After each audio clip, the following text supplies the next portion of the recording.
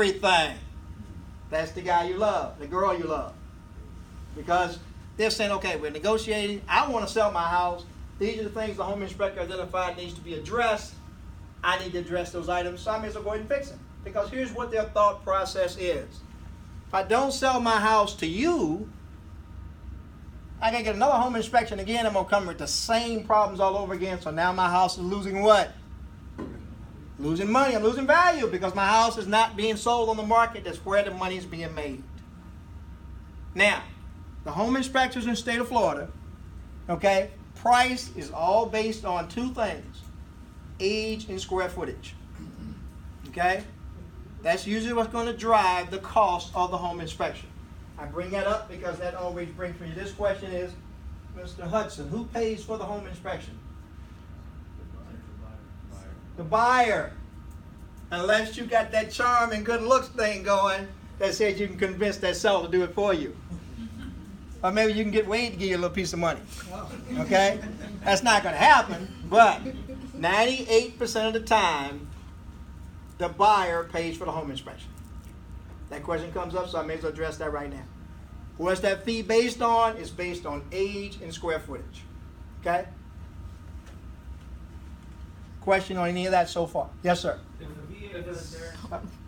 If a seller offered to use their own home inspector, wouldn't he just say there was nothing wrong with the home to the buyer? Probably not. No, I mean, you got to remember, the home inspector has a responsibility as well. Okay, because we're licensed by the state of Florida that says we're required and says we got to do all that. That's all that stuff in the picture as well. So even if the seller selects the home inspector, that doesn't necessarily mean that now you're getting ready to get stabbed in the back. Okay, you're getting ready to get used. Doesn't necessarily mean that, because we as home inspectors have responsibilities as well. So if you can convince the seller to pay for the home inspection, it's probably not a bad thing. Matt, can I interrupt just real quick? On that point, oftentimes you'll see a home that's come back on the market. You know, hey, you found the home that you love and you missed out. It missed out on one under contract. You may see that same home come back on the market. Okay, it could have been that maybe there was something in that report that they didn't like. Maybe they didn't get their funding. Maybe there could be a million reasons why it didn't. Okay, but oftentimes that home has already been inspected. You can ask for that previous inspection. Everybody catch that point? You can say, hey, was it asked to, and your real estate agent will help you. They can say, hey, did the last buyer do a home inspection?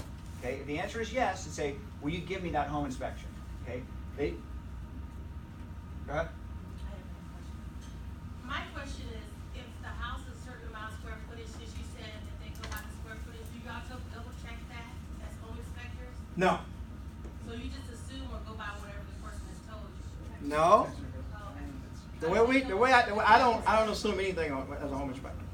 That's what gets you sued. Okay. The way I determine if that's the actual square footage of what the house is, I always try to do a little research, is I go to the property appraiser's website for that county.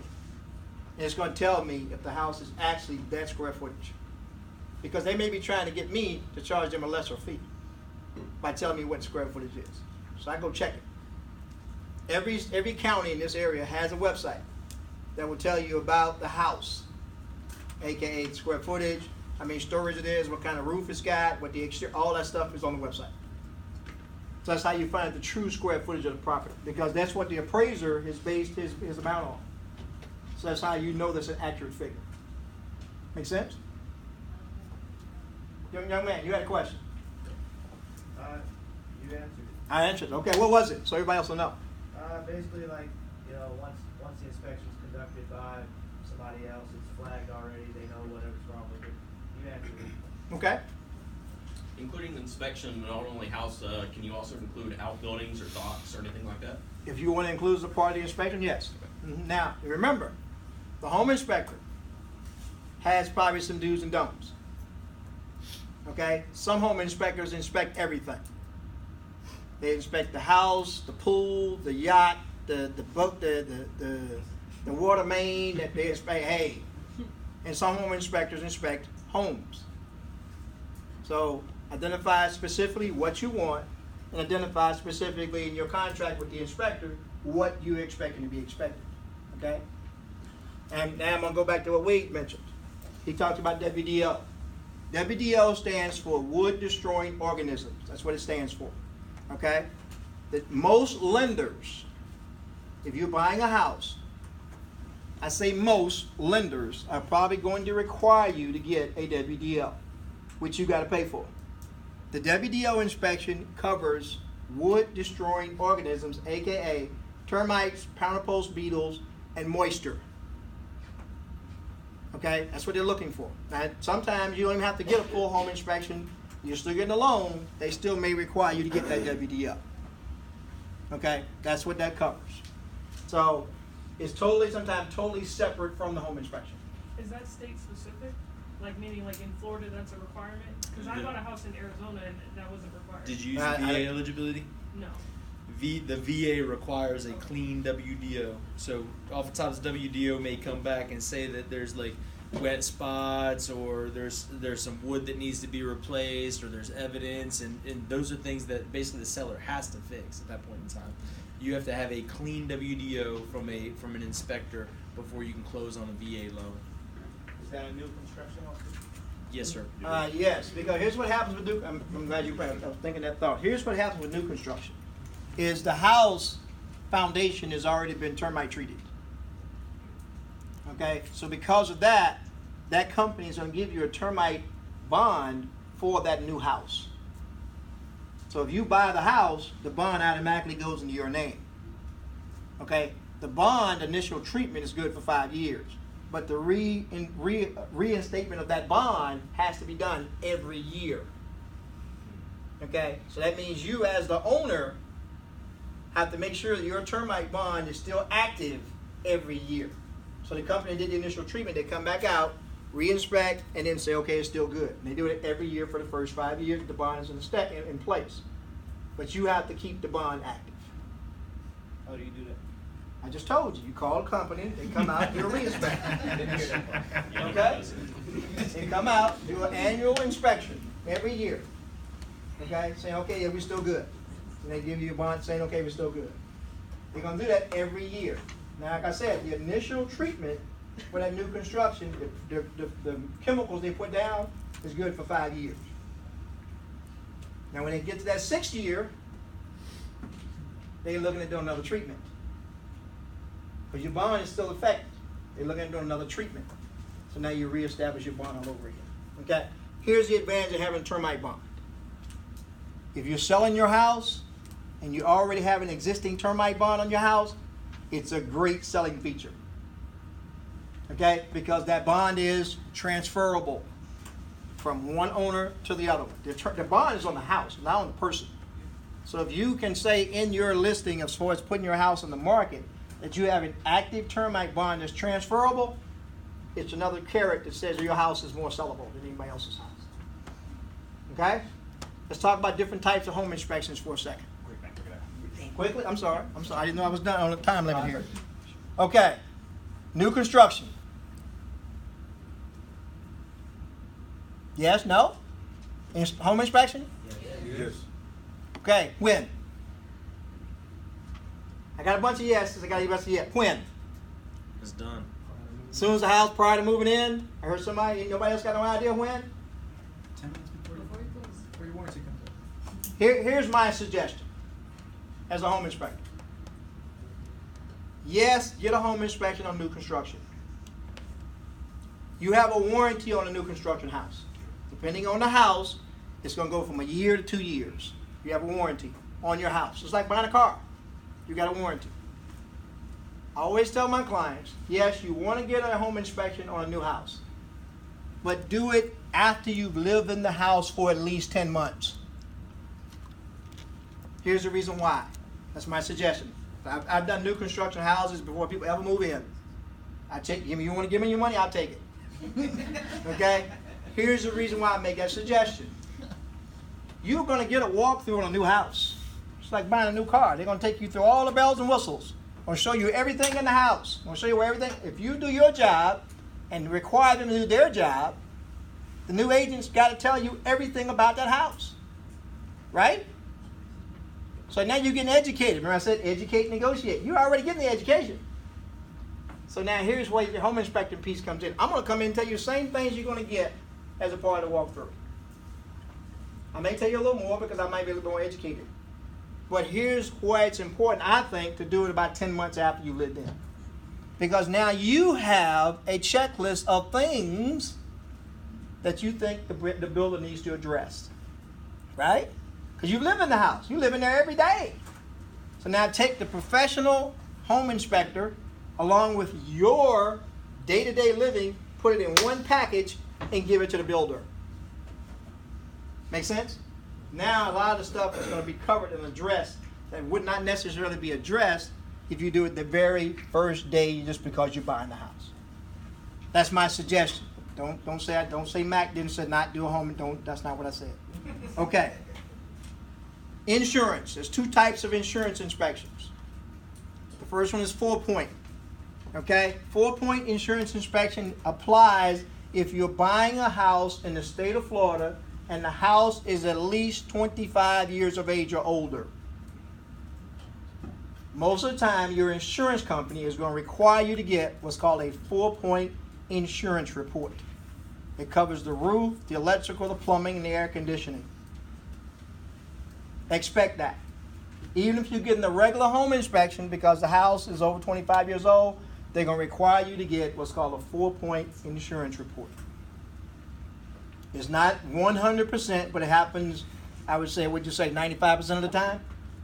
So there's something to be prepared for. So now you got the regular home inspection based on age and square footage. You got the WDO based on the mortgage company, and you got the 4-point based on the insurance company. Those are some of the home inspection pieces that you're going to run into buying a house in the state of Florida.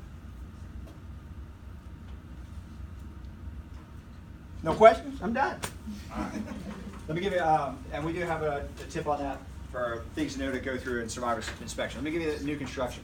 So on that walkthrough, it is critical that you do a walkthrough. Again, I've been working with Mac for a long time, so I know things to look for. I bought a new construction home. No one had lived in it, right? It had actually fallen through twice. When I bought it, I was the third buyer, but no one had ever lived through it. And I wanted to do the walkthrough, the inspection. They said, it's already been walked through twice. I said, please, just let me do it. They didn't have the refrigerator in place. I went upstairs. I turned on all the water upstairs, okay, flushed the toilets, walked around downstairs. I was standing in my kitchen, and water started running down the wall behind where the refrigerator should be. They hadn't put the refrigerator in. Now imagine if I hadn't have done that, and that refrigerator was in place, my kids are living upstairs doing what they do. What they had done is they had drilled the cabinets into the sewage pipe coming down from the upstairs. That'd be awful. He just said it happened to him too. All right, but all right, let's press on. I know we've got to switch gears here pretty quickly. We only have a few minutes to do it. When it is time to move, my friend, when it is time to move, you can sell your home if there's equity. If not, rent it. I wouldn't turn to any of these other. I wouldn't short sale. I wouldn't go to pre-foreclosure. I wouldn't do none of that stuff. Okay, we're past that. There's plenty of people out there that'll rent your home. There's plenty of people out there that honestly that will never come into this room. You will hear this advice. You'll hear this advice. I heard it when I was in the Navy. Again, I told you my best advice was to buy a home, but I heard never buy a home. Never buy a home. You're moving. Buy a home once you retire. Really? You have 20 plus years of equity, but instead you're going to just flush it down the toilet. So we're happy to help you that. We've got some tips when it comes time. Let me shift gears to selling a home real quickly. I know we've got the same pinwheel. We'll walk you through all that when the time comes. I will hit one quick video. A lot of people say, hey, I can sell this home. You know, it's a hot market. I'll just go ahead and sell the home myself. I'll put a sign in there. Let's see.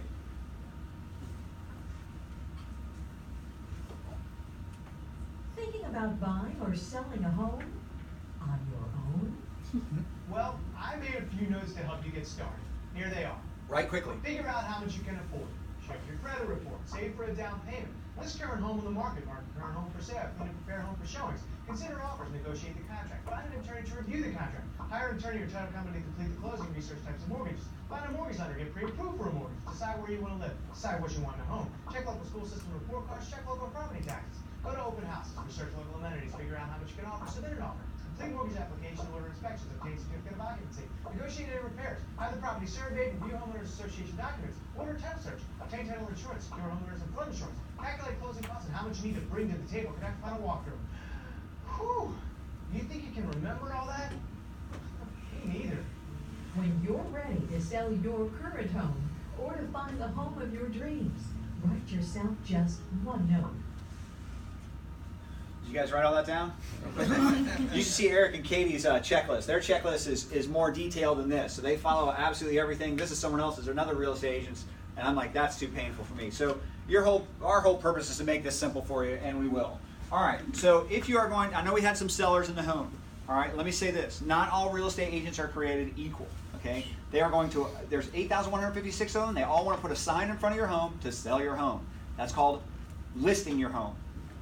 And many of them, that's all they will ever do. They'll put the sign in there. They'll say, sign right here. Thank you very much. We'll let somebody else hopefully buy the home, all right? But marketing your home is very, very, very important. Anybody see a difference between these two photos? It's the same house. Here's the worst part. This is the listing photographer, or this is the listing picture when that home did not sell. It was listed with an agent. That was the front picture. It was listed again with this agent and sold. Here's an interior shot. Same place. But you see, there's no wide angle done on this. There's no color balancing. Here we do color balancing. It looks like this. Picking up the floor. It's called HDR photography. High dynamic range. Okay, videos. Videos, very important. You heard Eric and Katie say, hey, sometimes I don't like that. You'll find them on Facebook after this, I'm sure, and you'll see them all over. Same thing with Bailey. You'll see them all over Facebook. Wade's on Facebook, too. So video marketing, putting your home out there. Anybody know what geo-target marketing is? Anybody know what target marketing is all? Let me give you three things. Target marketing. Somebody knows what you want to buy. You're buying things and they put it in front of you. Anybody looked up Amazon or something and then been across the internet and you're like, how come those shoes are following me across the internet? Okay, that's reverse targeting. What they have done is they've said, okay, this is something that you've looked at, you've shown interest at, and you've done that. How about this? Anybody ever been on social media, you've been close to an event, and you're like, or you're close to the Jaguar Stadium, and just, Jag's little thing comes up? That's called geo-targeting. When you get close to something specific, you'll get specific ads that come into your phone. So if your agent isn't using Facebook and geo-targeting to market your home, then there may be people driving around your neighborhood that don't see your home. They could be just 2 blocks over and didn't see your sign. Maybe their agent didn't show them. But if you're using geo-targeting, they could be driving around your neighborhood and say, hey, look, I got a video of a home right around the corner. The agent's like, okay, let's go look at it. All right, so a lot of things you can do. Also, high def photography, drones, all that good stuff you want to use.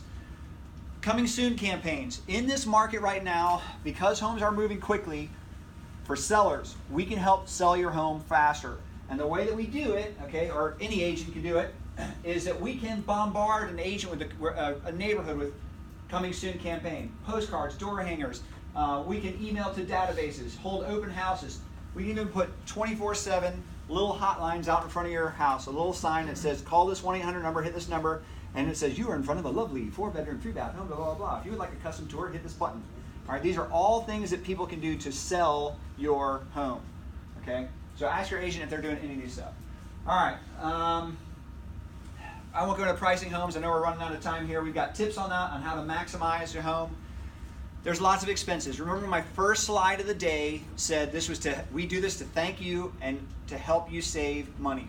Here's just some of the closing costs that you have. There's coming costs that you have with this. Inspection, WDO, escrow, appraisals, insurance costs, percent down payments, okay, closing costs, taxes, HOA, condos, CDD fees. Anybody know what a CDD fee is?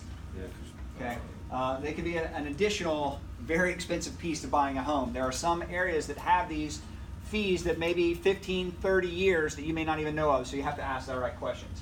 But we are here for you to help you in this process. That's what we want to do. We want to guide you through this. We have a quiz at the end here. But do we have any questions? Any questions from the group here? Last one? Okay. How do you know the home is at risk of flooding or other natural? Okay, fantastic question. His question was, how do you know if the home was at risk for flood? There are maps and overlays that even your agent can show you. Say, hey, here it is. Here's what the city has done. Here's flood overlays. We can show you exactly where that is. We can also say, reach out if they should have some special homeowners insurance or flood insurance. Let me also back up. Everything in Florida is in a flood zone. Everything. It just depends which flood zone you are in. Okay? Some require additional insurance, some don't. but your agent could help you find that out. You can also, again, there are some tools that we have that we can use different overlays and see exactly where it is. Did I answer your question?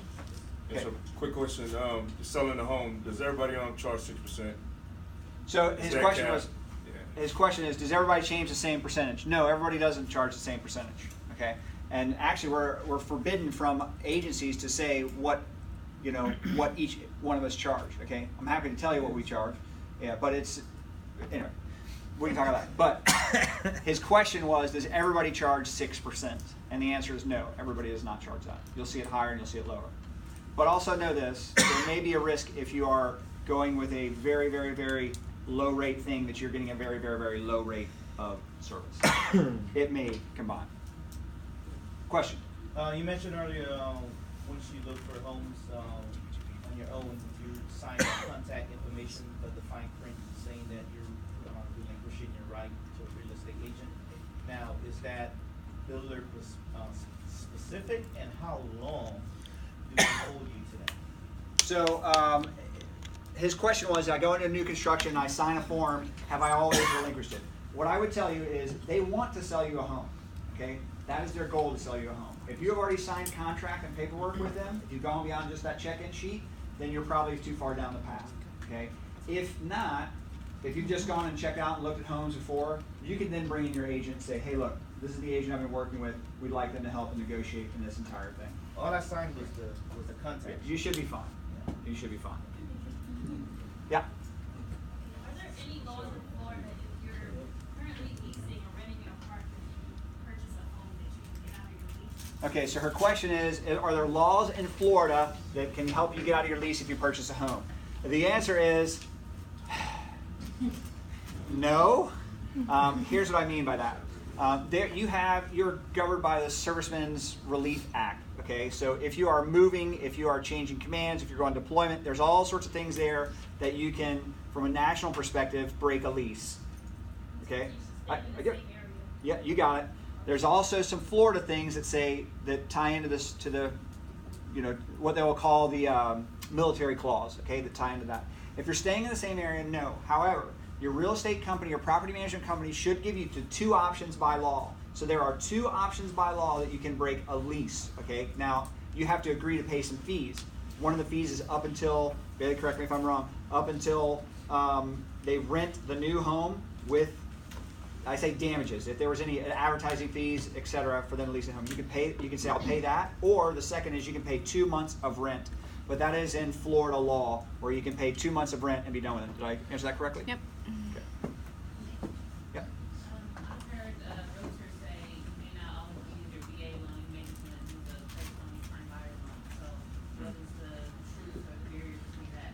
Wait, you want to answer that question? So her question is, hey, she's heard a real estate agent say you can't use your VA loan I think with. you can, but it may not always be the best option. You should. You just go with first. Florida first-time home So buyer. those first-time home buyer programs, there's one that was offering $15,000, and that's the one that's become like more and more popular and that we get asked about a lot. The requirement on that program is that you occupy the house for 5 years. You live in the house for 5 years. Can anybody in this room raise their hand and say they know that they're going to be in this house that they're about to buy for 5 years? Like 2 or 3 of you, right? So if you don't live in the house for 5 years, then you'd have to pay that money back.